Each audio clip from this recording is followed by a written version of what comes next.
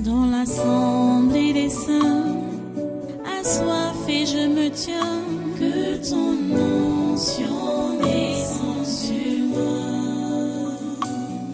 Conscient que mon destin est dans le creux de ta main, que ton onction descende sur moi. Je suis disposé, assoiffé, que ton onction descende sur moi. Je suis disposé, assoiffé,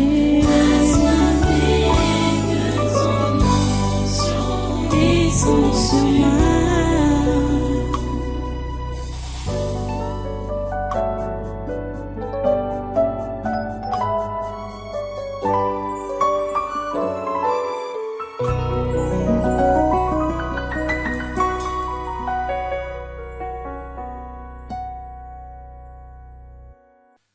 Alléluia. Voilà. Prenez votre Bible. Luc chapitre 17. Nous avons déjà lu ça la dernière fois, avant de partir au séminaire. Dans Luc 17, à partir du verset 7, nous lisons, vous êtes déjà là, je sais, puisque je vous ai donné ça déjà depuis.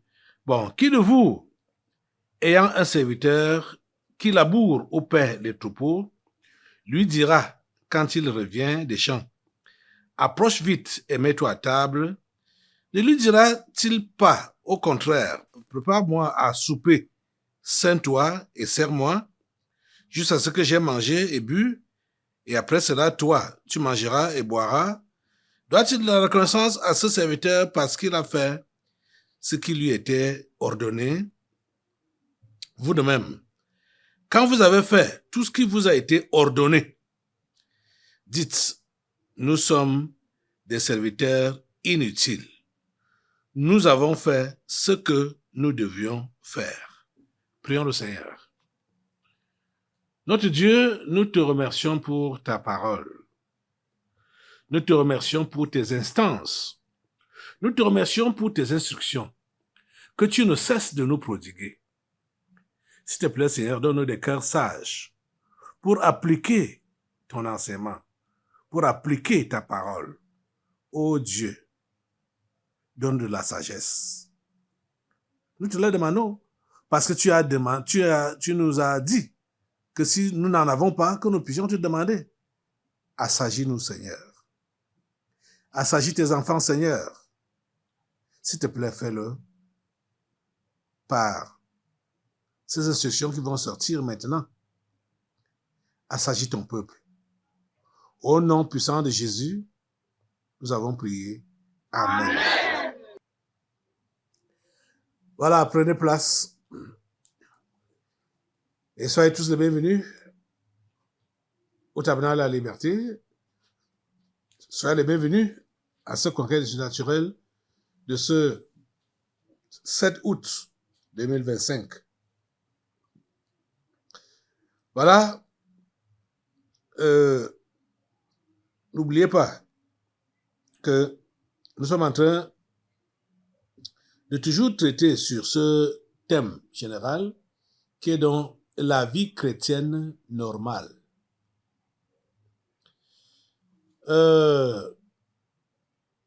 Les chrétiens manquent souvent la sagesse. Les chrétiens ne comprennent pas qu'ils sont des esclaves de Dieu. Et les chrétiens se comportent comme s'ils étaient des patrons devant Dieu. Ils se comportent comme s'ils étaient des patrons devant Dieu. Et parfois, voudraient même exiger que ce soit Dieu qui leur soit reconnaissant. Parce que, soi-disant, ils prétendent qu'ils l'ont bien servi. Que ce soit Dieu qui leur soit reconnaissant. Que Dieu puisse dire, merci ma fille pour ce que tu as fait. Merci mon fils pour ce que tu as fait. Dieu n'a pas besoin de vous remercier. Chers amis chrétiens, comprenez cela. et gardez cela dans votre esprit. C'est-à-dire, non seulement dans votre tête là, mais dans votre cœur, que Dieu ne vous doit pas de la reconnaissance. Vous comprenez? C'est vous qui lui devez de la reconnaissance. Dieu n'a pas besoin de se prier devant nous pour nous dire merci. Parce que nous avons travaillé pour lui. Et parce que nous avons bien travaillé pour lui, qu'il nous dise merci. Parce que certains font ces bêtises de prière-là. Seigneur, tout ce que j'ai fait pour toi, Seigneur, tout ce que j'ai fait pour les gens, je vais vraiment mettre les points sur les i. Chez certains aujourd'hui. Vous devez comprendre une chose. Comprenez ça une fois pour toutes. Que c'est quand vous servez les humains faits à l'image de Dieu, que vous êtes en train de servir Dieu. Vous comprenez? Donc, si vous avez servi un humain avec le cœur de Dieu, c'est-à-dire le cœur de Dieu est un cœur qui ne fait pas des choses pour attendre le retour. Vous comprenez? Quand vous servez les gens de cette façon-là, donc avec le cœur de Dieu, n'attendez pas le retour. S'il n'y a pas de retour, le retour c'est quoi? Merci. Ça peut être juste un simple merci. S'il n'y a pas de retour, ne vous fâchez pas. Ne dites pas tout ce que j'ai fait pour lui, tout ce que j'ai fait pour elle, tout ce que j'ai fait pour eux, tout ce que j'ai fait pour le pays. Si c'est même que tu as servi la nation, hein? Hey. Et comment c'est que les gens utilisent même la nation pour les servir? Ils ne sont pas là pour servir la nation. Ils utilisent la nation pour les servir, ou pour se servir eux-mêmes. Quand tu travailles pour les humains avec le cœur de Dieu, s'il te plaît, n'attends pas le retour. N'attends pas de la reconnaissance. Parce que si tu réclames cette reconnaissance, ça veut dire que tu veux dire à Dieu, Dieu, tout ce que j'ai fait pour toi, tu ne peux même pas me dire merci. Vous comprenez ça? Les amis, soyons des imitateurs de Dieu. Soyons des imitateurs de Dieu. Ne réclamez rien en retour quand vous avez rendu un service quelconque à qui que ce soit. Ne réclamez pas le retour. Ne réclamez pas la reconnaissance. Et n'en parlons pas pour ceux-là qui prétendent ou qui sont dans le service de Dieu. Je ne sais pas quel service tu fais. Soit tu accueilles les gens, ou tu balayes l'église, tu laves l'église, tu nettoies les chaises, hein, ou tu intercèdes, tu pries. Donc, ceux qui ne savent pas ce qu'on appelle l'intercession, tu pries ici régulièrement. Et c'est ce que vous devez tous faire. Prier régulièrement. Il y a la chaîne de prière ici à l'église. Cette chaîne-là ne devrait pas être brisée. Il faut qu'il y ait des gens à la brèche tout le temps. Mais vous ne serez pas là en train de réclamer, de retomber à Dieu. Que Dieu regarde comment j'ai prié. Bénis-moi. Regarde-moi. Hein? Élève-moi parce que j'ai prié. Élève-moi parce que j'ai gêné. J'ai fait ceci. Hein? J'ai aidé tel. J'ai aidé encore tel. Hein? Pense à moi. Souviens-toi de moi. C'est vrai que certains peuvent se référer à certains hommes dans la Bible, comme Néhémie par exemple. Quand Néhémie travaillait après ce que Dieu lui a demandé de faire, après avoir, surtout quand il racontait, quand il relatait comment il avait eu à travailler, il arrivait qu'il disait souvent, Seigneur, souviens-toi de moi. Mais ça là, ce n'est pas une référence absolue. Que chaque fois donc que tu auras à faire quelque chose à Dieu, tu vas faire comme Néhémie. Rappelle à Dieu de se souvenir de toi, de penser à toi, de te récompenser. Dieu n'a pas besoin de te dire merci. Dieu n'a pas besoin de toujours te récompenser. Et je vais vous dire une chose. Quand vous allez commencer à être réellement fidèle à Dieu, à être ses amis intimes, il va souvent vous sembler qu'il ne voit même pas ce que vous faites pour lui. Quand vous le faites, effectivement, il va sembler vous faire voir qu'il ne fait rien. Et parfois, il le fait exprès. Écoutez, je vais vous dire la pure vérité. C'est quand vous vous approchez de Dieu, vous êtes très près de lui, vous travaillez pour lui avec vraiment dévotion. C'est là que vous rencontrez également beaucoup de difficultés, beaucoup de problèmes. Et Dieu semble éloigné. Alors que vous vous approchez de lui, lui semble éloigné. Ou vous voyez, vous priez, c'est comme si vos prières sont, ça retombe sur votre tête. C'est exprès qu'il fait ça. Donc, pour voir votre attitude de cœur. Vous savez que la chrétienté, c'est dans le cœur. Donc, pour voir votre attitude de cœur. Votre cœur a quelle attitude? Votre cœur est comment? Votre cœur est comment?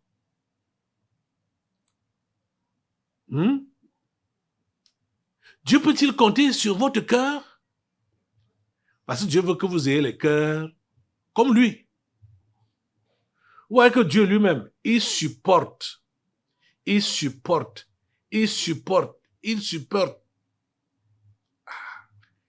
a de l'endurance. Vous comprenez? Dieu a de l'endurance. Il y a certains de ses enfants qui l'embêtent tellement avec des mauvais comportements, mais Dieu endure. Dieu supporte. Il aimerait que toi, qui es donc son enfant, tu puisses aussi avoir ce caractère-là, l'endurance. Tu comprends, non?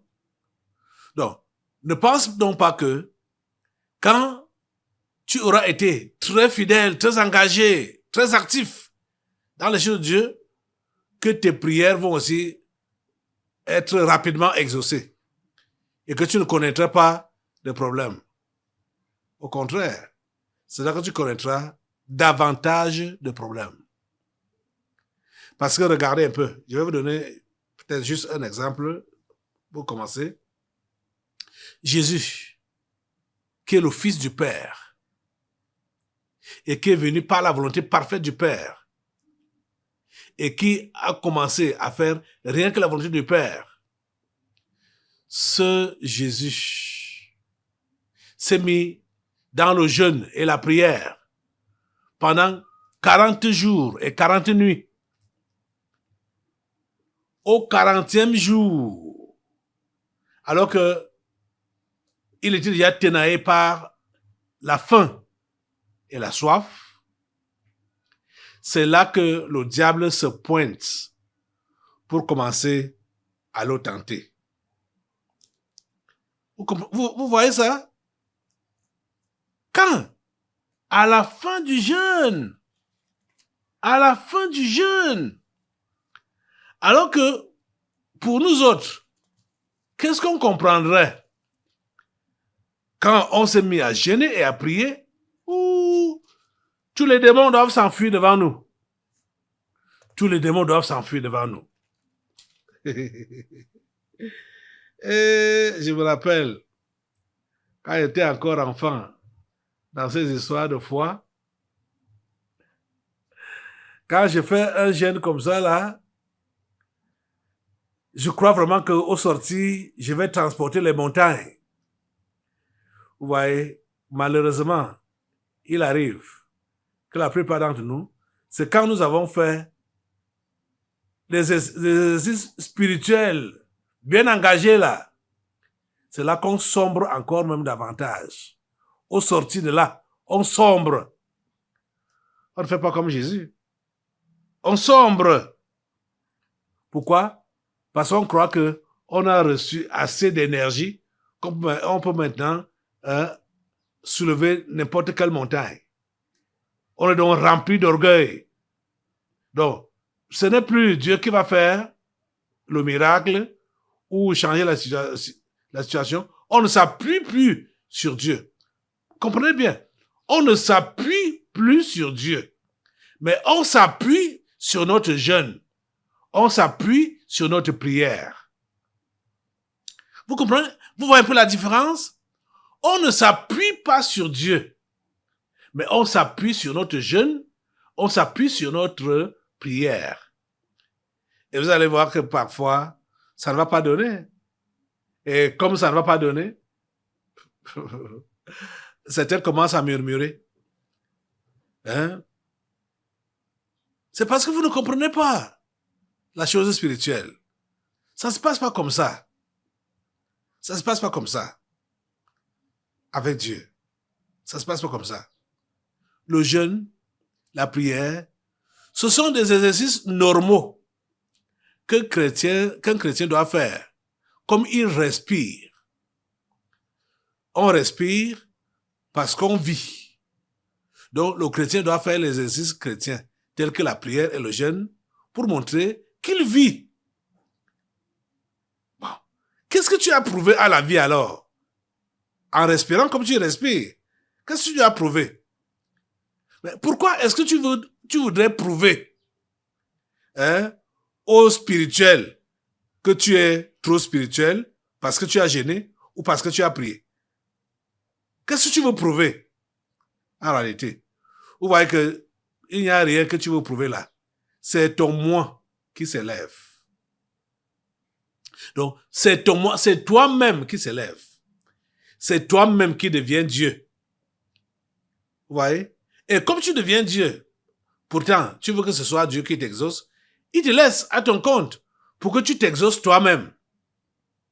Il te laisse à ton compte. Si tu veux que ce soit lui qui t'exauce, il faudrait que toi, tu t'humilies, que tu t'effaces, que tu saches que tu n'es rien et que tu saches que tu n'as rien. Tu ne vaux rien. Dieu veut que nous nous effacions devant sa face. Tu comprends ça? Ah. Le brisement, doit être enseigné à tout vrai chrétien. Tu dois être brisé. Tu dois t'effacer complètement. Comprenez? Voilà. Allons dans Luc au chapitre 4. Je vais vous prouver ce que je suis en train de dire là. Luc chapitre 4. À partir du verset 1. Nous lisons. Jésus, rempli du Saint-Esprit, revint du Jourdain et il fut conduit par l'Esprit dans le désert. C'était après son baptême. Verset 2. Où il fut tenté par le diable pendant 40 jours. Il ne mangea rien durant ces jours-là et après qu'ils furent écoulés, il eut faim. Après que 40 jours et 40 jours-là furent écoulés, c'est là que Jésus eut faim. Verset 3. Le diable lui dit, si tu es fils de Dieu, ordonne à cette pierre qu'elle devienne du pain. Jésus lui répondit, il est écrit, l'homme ne vivra pas de pain seulement, Ouais, le diable est venu quand? Après le jeûne de 40 jours et de 40 nuits. C'est là que Jésus a eu faim et c'est là que le diable se plante pour lui dire change ces pierres en pain, comme tu as faim là. C'est quelque chose que Jésus pouvait faire. Mais Jésus n'a pas fait ça parce que c'est le diable qui lui a demandé de le faire. Donc c'était une tentation. Vous avez entendu comprendre? Donc, voilà, certains d'entre nous, on pense donc que parce qu'on a jeûné, parce qu'on a prié, donc on a reçu beaucoup plus d'énergie spirituelle, où aucun démon ne va plus nous affronter. J'ai suivi certaines personnes, je crois que vous-même vous avez suivi ça, j'espère que c'était une interpellation publique, hein, ou bien ceux-là m'ont écrit, je me rappelle plus du contexte. Mais je sais que certaines personnes m'ont fait comprendre que quand ils jeûnent ou quand ils prient, c'est là qu'ils sont le plus tentés. Et vous voyez, la tendance est donc de vouloir interrompre de prier pendant longtemps ou de jeûner. Pourquoi? Parce qu'on est beaucoup tenté. C'est là qu'on a donc beaucoup de cauchemars, beaucoup de mauvais rêves quand on prie. Je crois qu'il y a peut-être c'est Sylvestre qui m'a dit un truc de ce genre-là. Vous voyez? Si toi, tu as donc la tentation de laisser la prière intense, de laisser le jeûne, parce que tu es tenté. En tout cas, si ce n'est pas toi, Sylvestre, tu m'en diras ça, hein, après. Je ne me rappelle plus de la personne exactement. Mais c'est qu'il y a des gens qui m'ont dit des choses comme ça, là, que quand ils jeûnent ou quand ils prient, c'est là qu'ils ont des cauchemars, des mauvais rêves, c'est là qu'ils sont beaucoup plus attaqués. Je dis que ça va se passer comme ça. C'est normal que cela soit ainsi. Mais c'est à toi de faire comme Jésus. Résister à la tentation. Tu ne peux pas empêcher au diable de te tenter. Aucun verset biblique ne t'a rassuré que quand tu seras trop spirituel là, le diable va s'éloigner définitivement de toi. Je dis bien définitivement. Écoutez, je dis bien définitivement. Hein? La Bible nous dit, résistez au diable et il fuira loin de vous. Le diable, c'est loin, mais ce n'est pas définitivement. Vous comprenez? Pas définitivement. Il revient toujours à l'attaque.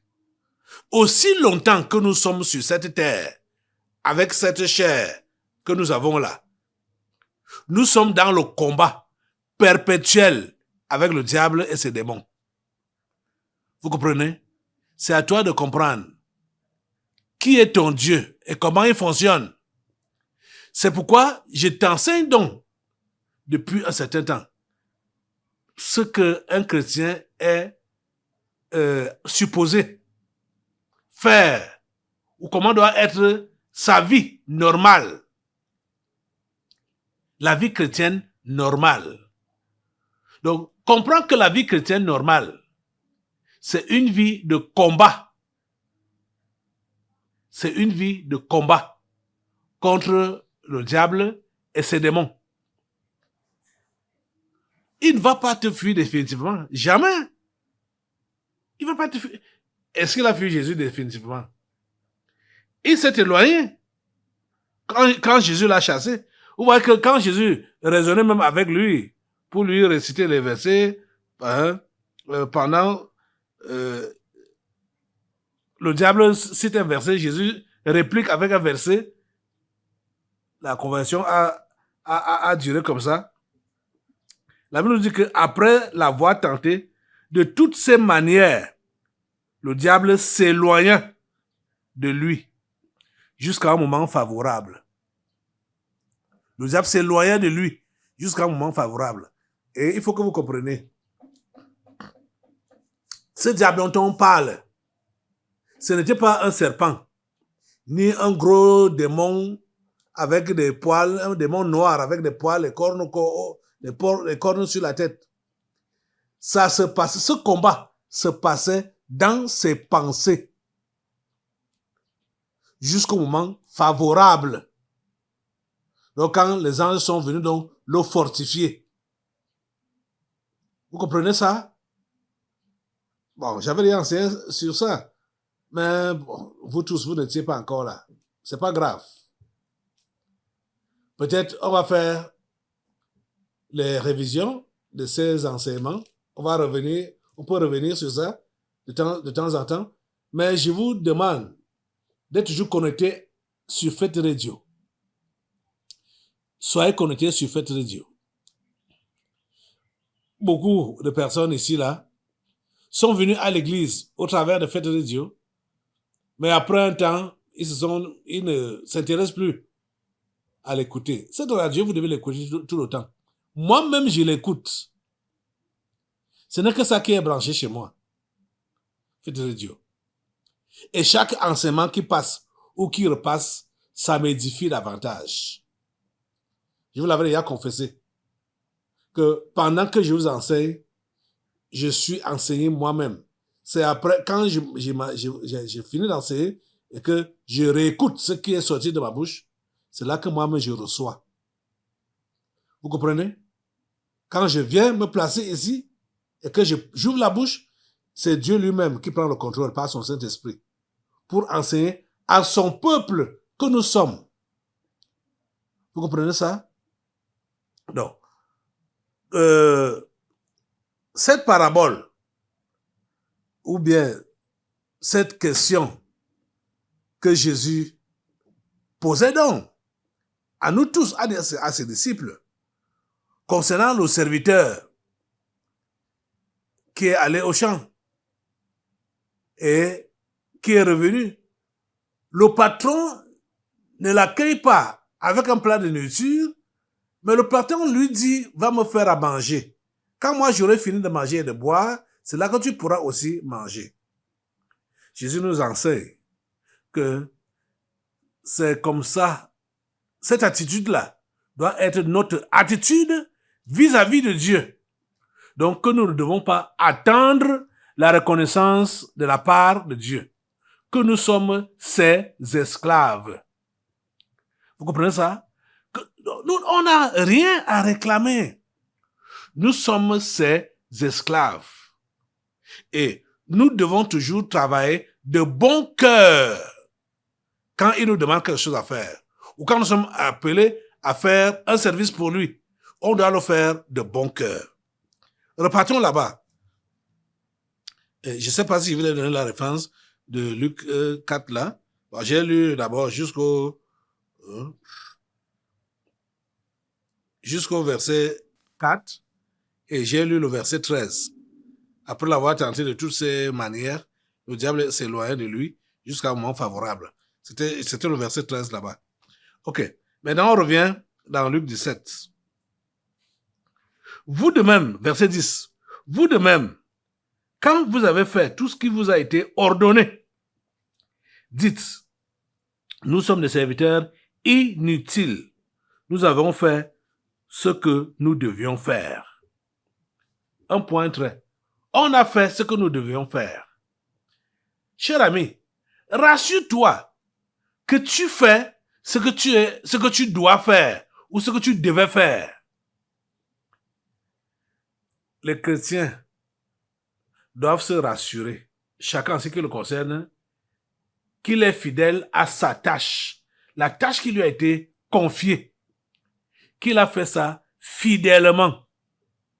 Et quand il a fait ça fidèlement, il ne doit pas attendre une récompense. Non. Quand tu as cette idée-là de récompense immédiate, tu vas sortir des voies de Dieu. Tu comprends? Tu vas devenir un mercenaire. Tu ne seras plus un esclave. Le mercenaire, c'est qui? C'est l'employé. On lui a donné une tâche. Il faut qu'on paye, il faut qu'il reçoive sa paye. mais Dieu te traite comme son esclave, de façon que à la fin de ton esclavage, c'est là donc que tu auras, on peut appeler ça comment? Ce qu'on paye souvent le rappel, voilà. C'est là donc que tu auras le rappel. Mais ne travaille pas avec l'idée que le rappel va venir ce qui est vrai, le rappel sera là. L'océan va te rappeler tout ce que tu as eu à travailler pour lui.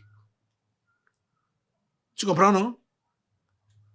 Mais pour le moment, comprends que tu travailles pour rien. Ça, pour ceux qui lisent la Bible, je vais vous donner juste un exemple. C'est ce que Dieu a fait avec Israël. Israël a été 430 ans en esclavage. Mais quand l'esclavage est terminé, Israël est sorti étant une nation riche. Vous comprenez ça? C'est comme ça que Dieu veut faire exactement avec les chrétiens. Comprends que pendant ce temps que tu es ici sur la terre, tu es esclave, tu travailles comme esclave. Mais, à la fin, un rappel te sera fait. Tu comprends? À la fin, un rappel te sera fait. Donc, ne gâte pas ta carrière. Ta carrière chrétienne, ne la gâte pas en voulant réclamer la paix maintenant.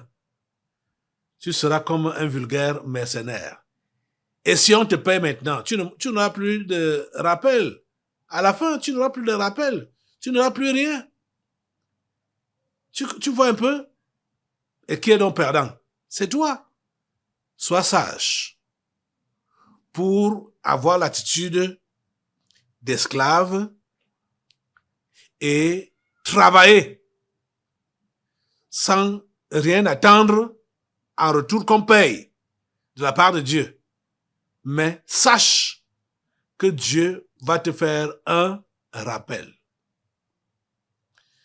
Bon, ça c'est une note d'espoir que j'espère que chacun gardera pour ne plus continuer à murmurer. Lève-toi pour la prière.